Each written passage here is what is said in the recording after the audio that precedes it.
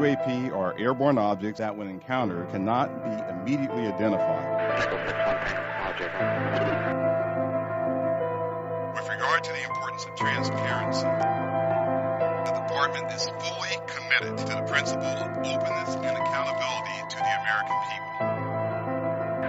We're going against the wind. The wind's 120 knots from the west. Oh my gosh, dude. U.S. Navy personnel recorded what appears to be triangles, some flashing. The video was taken through night vision goggles with a single lens reflex camera. Well, I mean, it's a pretty high-profile incident. I don't claim to be an expert. You're the guys investigating it. I mean, who else is doing it? There's a whole fleet of them. Look on the ASA.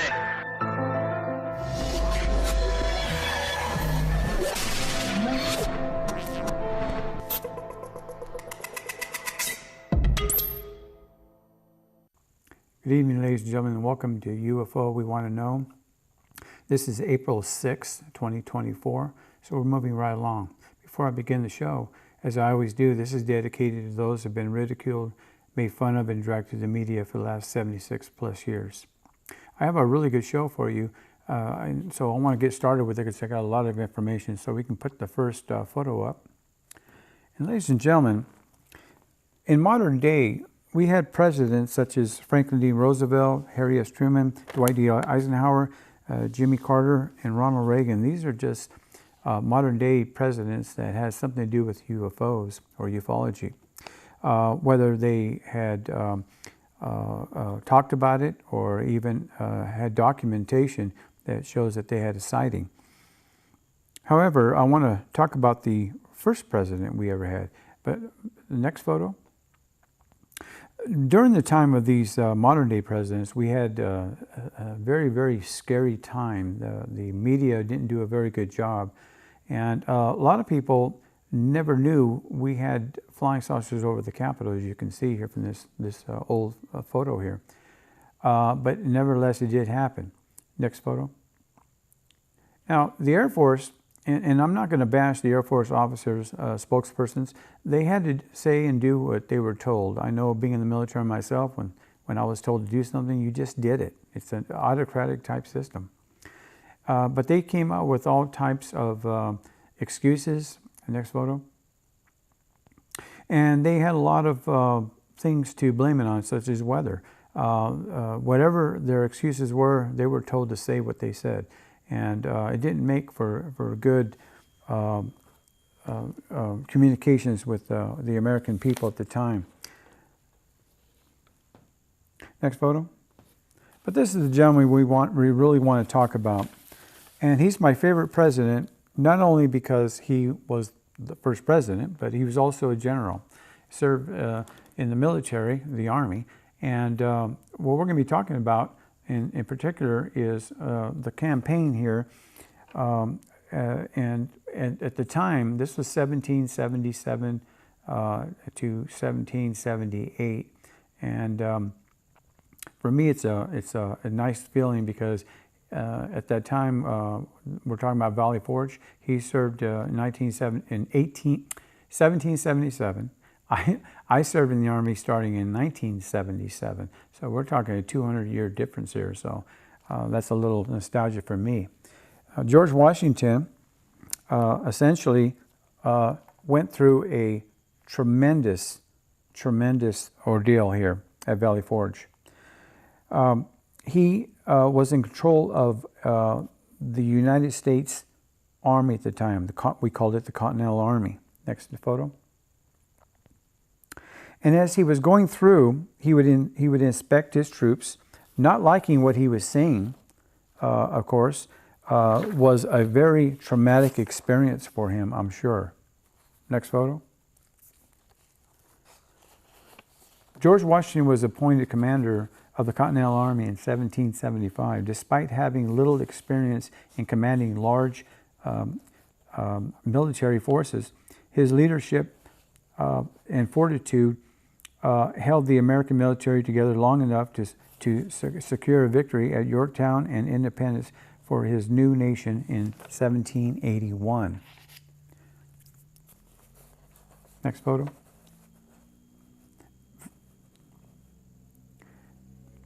Now, before he commanded the Continental Army, he commanded no more than 2,000 troops. And these were militias, essentially, and sometimes 100 regulars and 300 militia. And that's all he would command. But at Valley Forge, he was in charge of a great deal more men.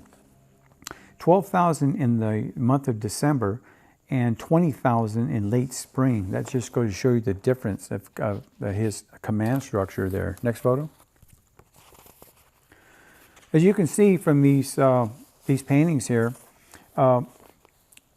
he had a lot on his mind. So what did soldiers need at Valley Forge? Well, soldiers were supposed to receive daily amounts of beef, pork, or fish, flour or bread, cornmeal or rice, and rum or whiskey. Soldiers recorded eating not only their pet dogs, but also their own leather shoes to sustain themselves. Next photo. Now, in this particular photo, he's conferring with one of his officers, and you know, it's got to be a terrible thing to know that you don't have supplies, and you have to deal with what you're dealing with, primarily because you are a new nation, a new army. You have very little. Next photo. It must have been terrifying looking at his ragtag army. But Washington always put on a strong facade, knowing he was no better off than his troops. Next photo. As you can see, George Washington had a lot on his mind. And the paintings don't do him any justice. I can imagine the frown on his face when he was looking at all of the men that were freezing. In some cases, some of the men didn't even have shoes. Of course, I said earlier that they ate their leather soles, but in a lot of cases they had frostbite. They lost a limb, and it was just a terrible, terrible situation for the Continental Army in 1777 to 1778. And of course, again, we're talking about not a battle, but an encampment at Valley Forge.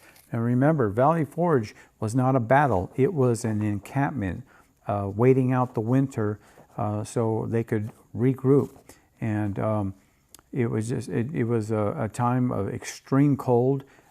Temperatures varied, but it was so cold that a lot of his men died in their sleep. They froze to death. There is several accounts of just exactly how many men died, but there's never an accurate account. Remember, these were the early days, and keeping track of these poor guys, I can imagine they didn't have a lot to write about because everybody was just trying to stay alive. I can imagine the situation. I was stationed overseas in weather that was below zero, and I was wearing modern day equipment, and I was still freezing. So I can imagine what they went through without the luxury of having leather boots and wool clothing and overcoats. They just didn't have that material back then. The distribution system just was not in existence at that time. And soldiers went without eating for several days. And that in itself is something that I think we have to really take into account, the suffering they did. And you know, the first segment here, I'm trying to give you an idea of what the George Washington and the troops he had were going through at Valley Forge. And you might say, well, what's that got to do with ufology? It has a lot to do with ufology because of what happened to George Washington. Now, in the next segment, we're going to get into that. And there's some controversy about it. George Washington, and I'll repeat myself a couple of times, but George Washington never wrote his memoirs.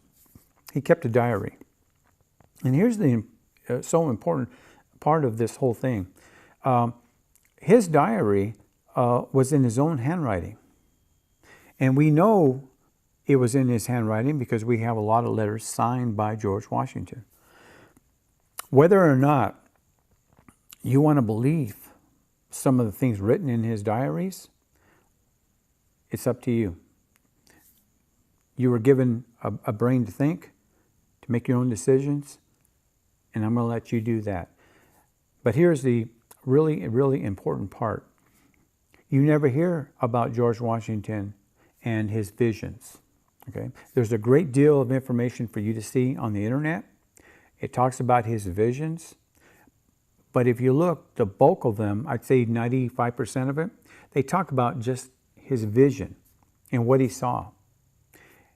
And what I'm going to be showing you in the next session is my thinking, the vision, was it angelic or was it alien encounters? So I want to try and give you my perspective on it as a ufologist versus what they put out on the internet. And I got both sides, I think, pretty balanced. But as a ufologist, I'm going to be assuming that my side is the correct side. And there is a lot of material out there that proves the fact that if it was angelic, some of the stuff you hear is things that you hear when you're growing up in a religious family. A glowing person, maybe a halo, but in a lot of cases, you're going to be hearing things that people who have been abducted talk about, very similar. And we're talking about 1777, 78. 1777, 78. We're not talking about 1940s, 50s, and 60s, when we had a lot of abductions. So we'll see what you think. And if I'm wrong, please write me at UFO@gmail.com, because I like to get the input on people and what they think. So we'll do that when we come back. So please stay with us for that exciting segment. Hold on.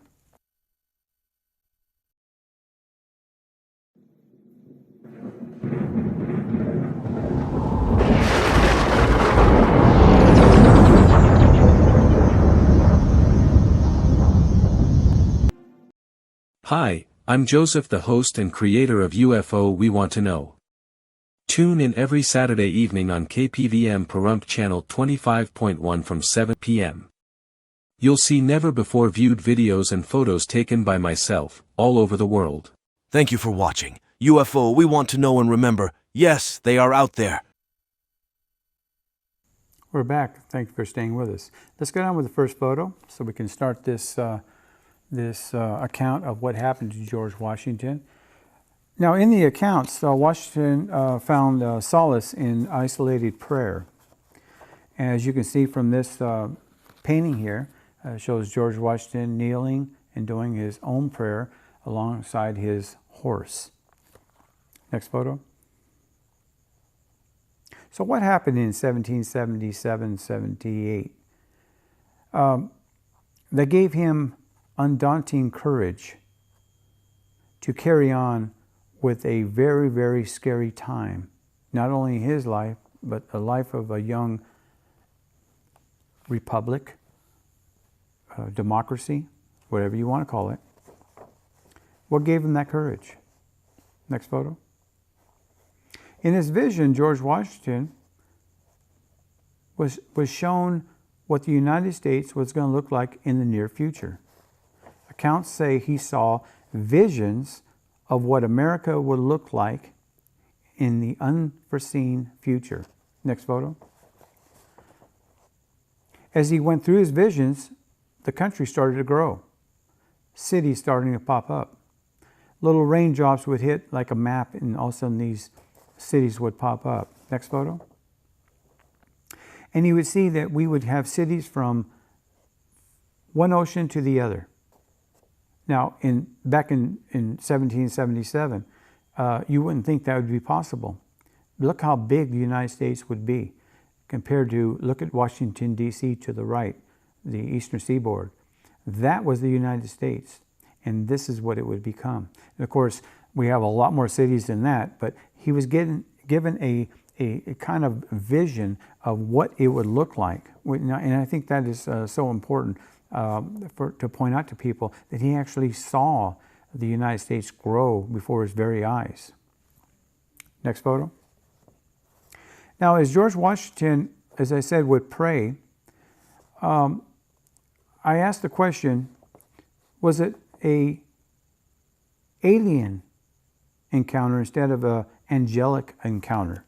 We don't know because we weren't there, were we? Only George Washington would know for sure. Washington wrote, "This afternoon I was sitting at this table, engaging in preparations for a dispatch. Something seemed to disturb me. Looking up, I beheld standing opposite of me a beautiful female. So astonishing was I, for what had given strict orders. I had given strict orders not to be disturbed, that it was some moments before I found a language that I wasn't sure of. And before her presence, I heard several different phrases." Now, he never says he talked to her, but he heard. That's very important. "I felt a strange sensation spreading through me." That in itself reminds me of an abduction.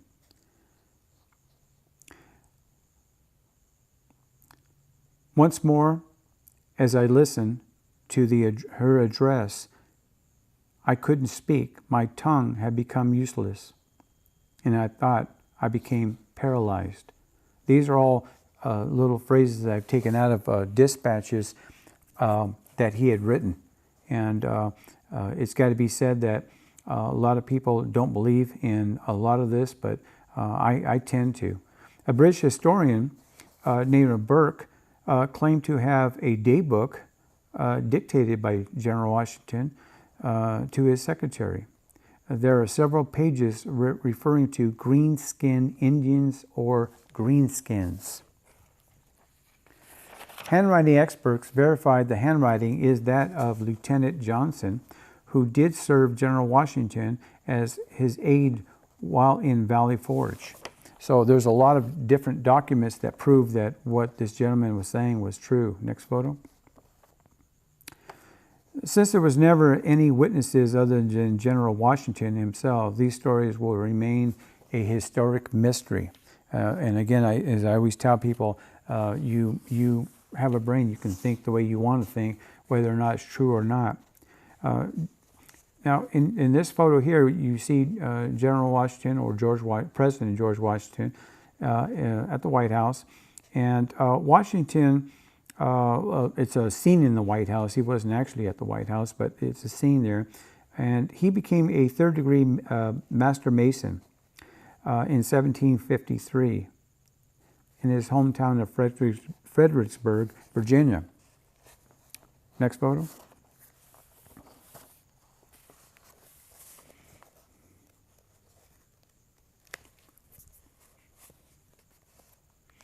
Now, what are we looking at here? Well, we're looking at a painting that you can see at the Tundra in Washington, D.C. And the fact that if you're a person who reads the Bible, you'll note that they talk about Jacob's ladder. And in this photo here, in Jacob's ladder, the ladder went from the ground to the heavens. But in this painting here, we're talking about a ladder that's going up to a spacecraft, a UFO. And this is something you can actually go to Washington, D.C. and take your own pictures. Why this was painted? Who knows? But it is there for you to see. Next photo. As you can see, George Washington is standing right next to this. And this was a painting. You can see the paintings in Washington, D.C., and there's a lot of information out there that is contrary to what people say on on some of the diaries, some of the books people have written back in the 1800s even, and they don't agree with this, and yet they were painting this back then at the same time. So there's a little bit of confusion there. But unlike Thomas Jefferson, James Madison, James Monroe, Benjamin Franklin, as I said earlier, Washington didn't keep any kind of memoirs. He wrote a diary, and that was so important for people to understand. A diary, to me, is more personal because in a lot of cases, diaries are kept for personal reasons that they don't want people to read. A memoir is for everybody to read, and there's the difference. He kept his diary from 1748 until December 13th, 1799, the day before his death. And the Library of Congress Manuscript Division houses 37. Now, this is very interesting. They house 37 of the 51. That means 14 pages are missing. 14 are missing. Why does the Smithsonian, why does the Library of Congress, why do all these governmental buildings hide certain things from the American public? We have a right to know that as taxpayers. We have a right to know that. And yet, they hide them from us. Next photo.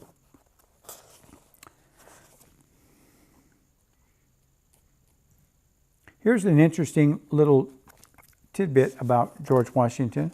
If you look at what was said in his writings, a lot of things were looked at, and it was said that George Washington basically said or wrote what was on his mind.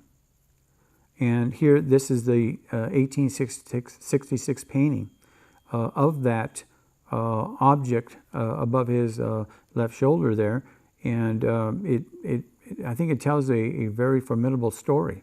Why would they paint a flying saucer above George Washington, and he's in his masonry regalia there? It's just an odd thing to see. Now, the Freemasons is not a religious group by any means, but they have their secrets, and they do it in ceremonies that nobody's included unless you are a Mason. Of course, it is something that's a close society. Next photo. And I don't want to get into religion here, but there is a biblical hearing here in Genesis 28, and it tells about this angel ascending and descending to the heavens, and by way of a ladder. But again, look at this. It's not going to the heavens. This is clearly a spacecraft. Now, some people tell me that they've actually seen this, and it's a lot more clear. I couldn't get a very clear picture of it. You can see this is kind of grainy, but I've had people tell me that it looks like a UFO up there. It looks like a metallic object, and some people have described it as a metallic object. But if you go there and you take pictures of it, if anybody can send me one, I'd really appreciate it, because I would like to see it. Someday I would like to go to Washington, D.C. and see all the things that are there. Now, whether or not you believe that George Washington had a UFO encounter or had a angelic encounter, I leave that up to you. I feel personally that it was probably, it could have been both, because a lot of people that I've talked to have had scary times in their lives where they felt that they had a guardian angel just appeared to them and bring them comfort. I've heard many, many stories. I even have a story of that of my own. But whether or not you believe one side of the story or the other, I leave that up to you. But there's just so much information out there about what actually happened to George Washington and his vision. He had a lot of people, a lot of officers that served with him, and even the servants that served with him, said that he was a mysterious person, a very mysterious person. And that in itself is something to think about. But as far as I'm concerned, I believe George Washington did have an alien encounter. I really believe that. He could have had an angelic encounter also during his time, because when you're troubled, you find comfort. And I believe he found comfort in different ways. And whether or not you believe that, that's up to you, as I said before. But that's what my belief is. And I hope that for those of you who never heard of this, I hope you research it for yourself. We'll be back after this message.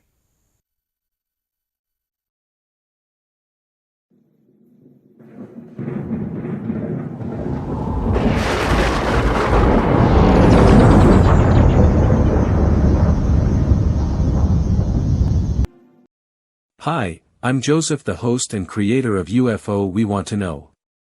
Tune in every Saturday evening on KPVM Pahrump Channel 25.1 from 7 p.m. You'll see never-before-viewed videos and photos taken by myself, all over the world. Thank you for watching. UFO, we want to know and remember, yes, they are out there. Thanks for staying with us. Now, in the past, I've showed you a lot of videos of objects going through the sun's ray. And on this particular segment and the next segment, I'm going to be showing you two videos. And I think it's really important for you to see these UFOs, because what I caught just a few days ago was a fleet of UFOs going through the sun's aurora. Okay, figure this is the sun, and you've got all this brightness around it. You're going to see UFOs flying all around the place. This is an actual fleet. So let's show the video right here, and I'm going to read while you're seeing this video, ladies and gentlemen. I'm going to be reading about what's going on. These are actual releases from the government. It's the Pentagon, NASA, SETI. It's a whole combination of people who have written things and have just released it. Now, a lot of people tell me, Joseph, don't bash the government too much here and there. But I have to read these dispatches, because the simple fact is they're saying this. And what you're looking at right now on television is a wave of UFOs flying all around. Now, if you can watch the video, and I'm going to be blabbing here. And I'm going to read just some of the certs here that I actually found while you're watching it. Okay, why is there a fighter aircraft sent to observe the balloon, despite it appearing to pose a national security threat to the United States? That in itself is a question people want to hear. Why are we sending up fighter jets to look at balloons when we know they're balloons? Okay. It is called a visual identification, VISID, when an unknown aerial vehicle is detected over and approaching the U.S. NORAD is tasked with identifying what the vehicle is and determines the threat. Okay, I'm going to keep reading a lot of these, because it's really so important for you to understand that a lot of these dispatches here don't make a lot of sense, because they're constantly talking about, well, there's no threat. There is nothing in our airspace that deems to a threat to the United States. And yet, I can go outside with a phone camera and I can videotape a fleet of UFOs going through our atmosphere. Okay? Let me say that again. They're going through our atmosphere. Now, scientists can look at these videos all they want, and they can say anything they want, because, like I said in the past segment, when you're in the military, you're a government official, and you're told to say something, you're going to go ahead and say what they tell you what to say, and that's just the way it is. And if you're going to, of course, live by the rules of your employer, you're going to have to do what they tell you they're going to do. Now on this one here, you're actually seeing I took one of the objects, and it was quite interesting. But this object here was a solid mass. They're going to try and tell me this was a balloon, because if it was a balloon, it was going in the Mach range. Next photo. As we get closer and closer to it, you're going to be able to see what this object actually looked like. It was a solid object. And on this particular video here, there was approximately 40 to maybe 45 UFOs flying through the atmosphere. And I tried to catch the most solid objects I could. Next photo. This was moving through our atmosphere. If this was in outer space, I wouldn't be able to capture it. I can guarantee you that, because my phone will not see that. You can see stars at night, of course, because it's black out there. It's very, very dark, and you can see the stars. But this is during daylight hours. This is taken at 1 o'clock in the afternoon. Next photo. So what do you think you're seeing here? I asked that question because until we get some answers about these objects, whether or not they're, probes or UFOs, we're never going to know until we get some kind of information out of the Pentagon. Yeah, they don't want us to panic, but yet they won't give us any information. There's no clarity on it. Next photo.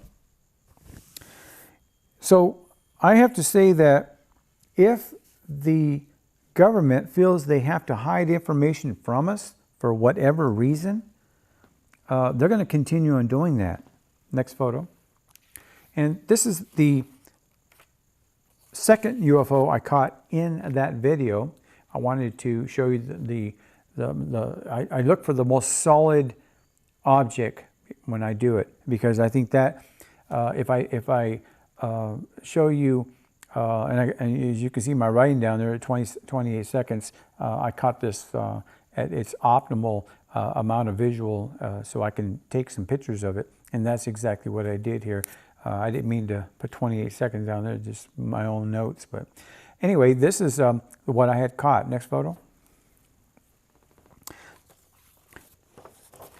And why were the missions to take down that Chinese balloon have to and utilize the most expensive fighter jet, an F-22 Raptor, and then use the most expensive missile instead of a nose cannon? That was a question asked. Next photo. Next photo.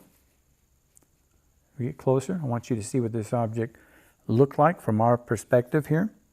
And then next photo. Okay.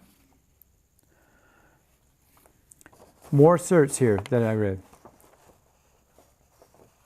Now they used the F-22 because it was the best fighter to shoot down the Chinese balloon that was on the East Coast.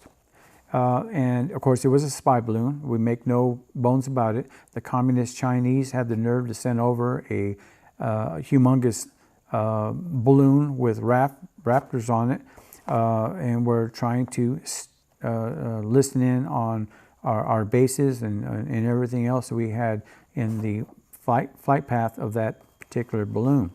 Of course, the communist Chinese denied it, said it was an environmental balloon. Well, environmental balloon or not, we caught a lot of information off that balloon, and that information is now with our intel. The balloon was flying extremely high, and as you've seen, a lot of people seen it on television. The U.S. said that it was able to jam the balloon signal, preventing transmission back to China, and also extract data collected by the balloon. In addition, the F-22 was better at tracking the balloon's descent after it was shot down. As to why a missile was used instead of guns, this is the important part of this little flyer here. You have to ask the Canadians. Okay, here's the problem with that.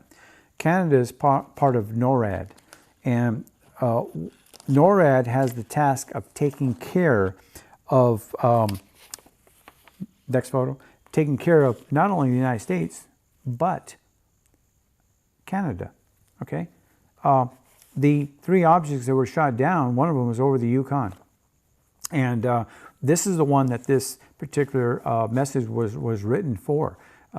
because they would have nothing to do with the one in Alaska or the one in Michigan or the one off the Carolina coast. So we know this is about the Yukon one.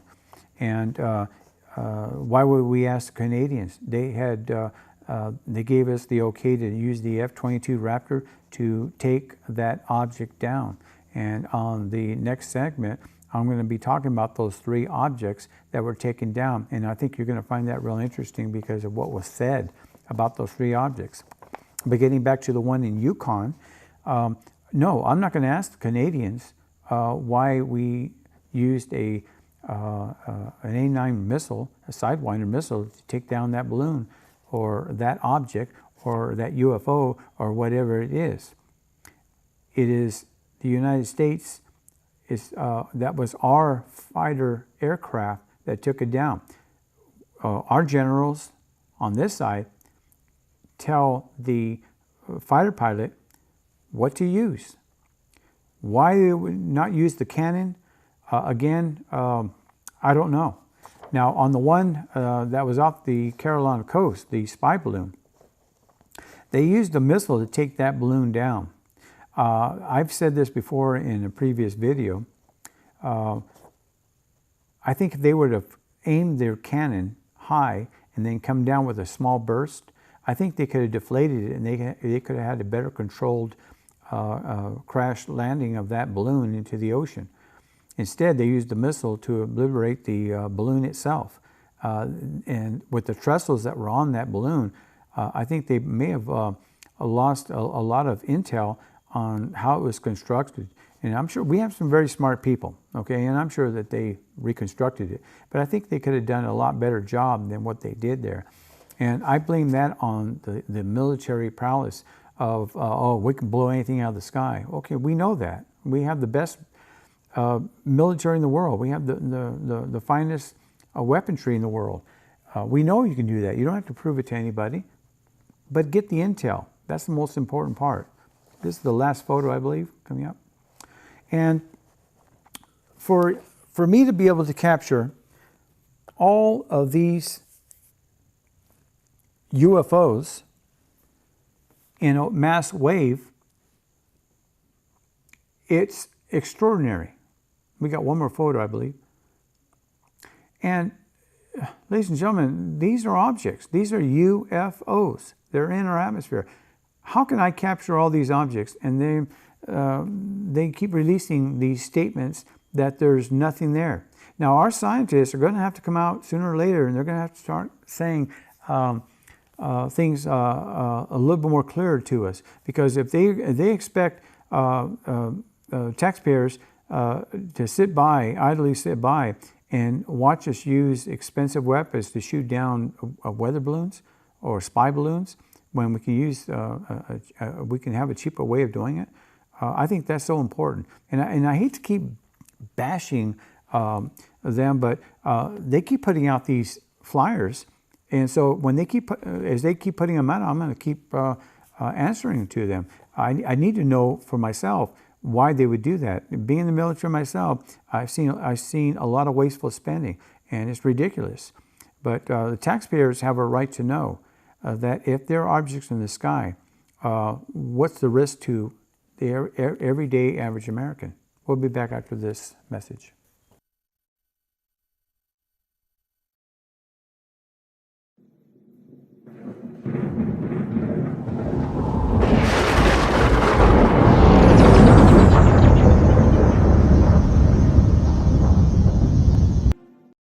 Hi, I'm Joseph, the host and creator of UFO We Want to Know. Tune in every Saturday evening on KPVM Pahrump Channel 25.1 from 7 p.m. You'll see never-before-viewed videos and photos taken by myself, all over the world. Thank you for watching. UFO We Want to Know, and remember, yes, they are out there. Thanks for staying with us. And on this segment here, the last segment, I have another video to show you. And ladies and gentlemen, this video, like the previous one, is a mass wave of UFOs flying through our atmosphere. So let's show that video. This is the full screen of it. So for those of you who have high definition television, big screen, you're going to be able to see a lot of UFOs flying through here. They're just all over the place. I took 2 stop motions of the best UFOs in this video, and I'll be showing them. We're going to be looping this about 4 or 5 times. On February 10th, I'm reading more certs of what's come out from the Pentagon. February 10th, 2023, the United States Air Force shot down a high-altitude object. Remember that word, object, that had entered U.S. airspace over Alaska a day before. The object was shot down into the sea. The Department of Defense said it was the size of a small car and flying northeast at approximately 40,000 feet. Okay? 2023, Lake Huron, a high-altitude object, there's that word again, object, and this is dated February 12, 2023. They released it just last week again. Okay, I'm not going back to February 2023. This is just released last week. On February 11th, 2023, an octagon, remember that? Octagon, unidentified flying object, they're using the word UFO, was detected over modern Montana. It disappeared until it was spotted the next day in Wisconsin, flying at 20,000 feet. Now I'm taking these different pages, and because if it sounds like, hey, you're reading this, reading that, it's just what they put out. Whether it's to confuse us, who knows? Okay, what aircraft was shot down over Canada? That's the question we want to ask on this particular flyer here. A U.S. F-22 Raptor with the North American Airspace Defense Command, NORAD, which protects Canadian and American airspace, shot down the object, over Yukon, Canada. This is the Yukon in Canada. On Friday and Saturday, 2 smaller objects, again that word object, were downed over Alaska and Canada. A 4th was destroyed on Sunday over Michigan. Okay, now they're not using the word balloons; they're using the word objects, and in some cases they were using the word UFOs. Okay, so which is it? Here's a cert from a fighter pilot, and I think that this is one of the most interesting statements put out there. Why they would put it out there without knowing they're going to get backlash from people like me, I can't tell you. The statement starts off as saying, without any obvious system of propulsion or control, officials said, a 3rd mysterious object was knocked out of the sky on Saturday after it was tracked over Canada's central Yukon territory, about 100 miles from the U.S. border. Okay? So if it didn't have any obvious system, type of propulsion system or any way of controlling it, now in some cases you have the balloons can control somewhat by the nozzle on some of these balloons. On this one here, the pilot said that he could see no way of controlling this craft, whatever it was, up in the sky. And it was very, very confusing to him. The F-22 pilot who saw the object said, now here's the important part of this one here. The F-22 pilot who saw the object said it interfered with their sensors. Remember, in the nose cone of these jets, they have an enclosed system. It's protected, just in case they're shot at by ground fire. And but it showed that it had no propulsion system in it.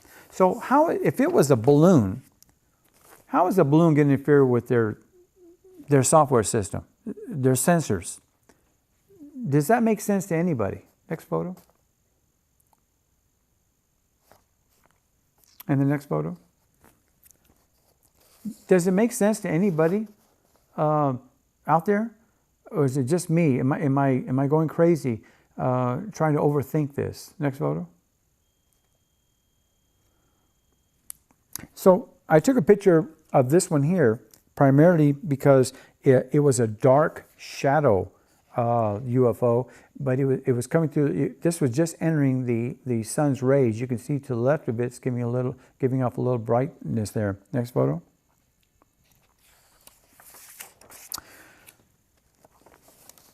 So I want to get into a little bit of what I think taxpayers would be really interested in hearing, and it's how much does it cost to fly a F-22 Raptor per hour? Okay, does anybody have any idea out there? Next photo. The F-22, though, is expensive to fly and maintain. It sets the Air Force back $68,000 per hour of flight. $68,000 per hour, okay? More than the F-15E Strike Eagle and the FC-16 Fighting Falcon. Maybe they didn't have those planes at this air base. Who knows? Next photo. I believe that's the last of these photos here. But I want to continue on with these search here. Next photo. There's the second one that I took, the solid object passing through the sun. This is going from right to left. The cheapest missile for dogfighting in the American inventory is the heat-seeking Sidewinder, costing $60,000 a piece. Now that's the basic model. Remember this, okay? I know that I said in earlier videos how much they cost, but there is a cheaper Sidewinder that costs $60,000. Now remember that $60,000 because that's very important. $60,000. So the question they asked, did they use the $60,000 missile? No. They used the special AIM-9X Sidewinder missile. That's the famed air-to-air weapon that comes with a hefty price tag of some $472,000 per unit. Let me say that again, $472,000 per unit. Now, back when these balloons, UFOs, objects were happening, they used a total of 5 of these $472,000 per unit missiles. That cost the taxpayers $2,360,000. Let me say that again, $2,360,000 taxpayers' money. When they could have used Gatling guns for probably $20,000, they could have shot down all 4 of those objects. But no, they had to spend $2,360,000. I like saying that because it is taxpayers' dollars they were using. Now, I don't blame the pilots. I blame the top dog here. I don't blame the pilots. The Joint Chiefs have to answer to that. They can sit there with all their medals hanging out on their chest, and they can stick their chest out all they want. But ladies and gentlemen, we're paying their salary, and for them to utilize a expensive missile to shoot down an object they could have used a Gatling gun with is beyond me. Next photo. As you can see, it looks like a donut as we get closer. Next photo. According to the U.S. Bureau of Labor, the average U.S. income for the fourth quarter of 2023 was, get this, ladies and gentlemen, $59,384. How much did that cheapest Sidewinder missile cost? $60,000. So in other words, the cheapest missile we could have used was more than what a person would bring home annually. So a lot of this doesn't make sense. I think somebody needs to go to Congress and point out this information to the generals and to Congress. Now, I'm all for protecting our skies. Next photo. I'm all for protecting our skies. I'm all for being a great American and believing in democracy and believing in what we do. Believe me, I do. But when it comes to people who don't care about using a certain weapon because they can, is ridiculous. And I believe this is the last photo, or is there one more? It's the last photo. Okay, so this is be the last one here, and then I want to I want to point something out that I thought was really important. But take a look at this, ladies and gentlemen. This object here, it essentially seemed like it had a hole in it. And I think what happens is a lot of the UFOs I capture, they're spinning, sometimes clockwise, sometimes counterclockwise. And in a couple of weeks, I'm going to show you a UFO that flew right over my house. And I can tell you, ladies and gentlemen, I got a very, very clear view. Now, a lot of shows, you've seen people use photographs or videos of UFOs, and you can see they're metallic in shape, and they're making this kind of movements. Well, I caught one of those just yesterday. So I'll be showing that in an upcoming video, maybe 2 videos away from here. But I want to show you something here that's really important, and I hope you can see this. I didn't put it on the air, but here in the Carolinas, they show a weather balloon. Yeah, you can see it's a balloon. This is the one they shot down, the Chinese spy balloon. Then they show near Lake Huron a octagon shape. And then here they show a UFO. And then up here in the Yukon and Alaska, they're showing 2 alien heads. This is the same information, ladies and gentlemen, this is the same information that's coming out from the documents that I had read to you. So are they shooting themselves in the foot or what? I don't know. But I thought that was important to show you that they're mixing and matching. On this, that concludes the show, but I'll show you what's coming up here. Ladies and gentlemen, the first Sunday's Vendors event, it's a Second Amendment on Basin in Pahrump. I hope you're able to come out and spend some time with us out there. I'll be out there. I will be joining the Tumbler Lady, by the way. There'll be over 45 vendors, and you can buy Mother's Day's gifts there. This is tomorrow from 9 to 3 o'clock. Please come out and support your community. And for those of you in Las Vegas, please come out and spend a day out here in Pahrump. It's a great place to be. With that concludes the show, and I want to thank you for staying with us for this hour. And next week, we have a really exciting show for you where I have 2 more videos similar to these, but these are really going to grab your attention. So we'll see you next week.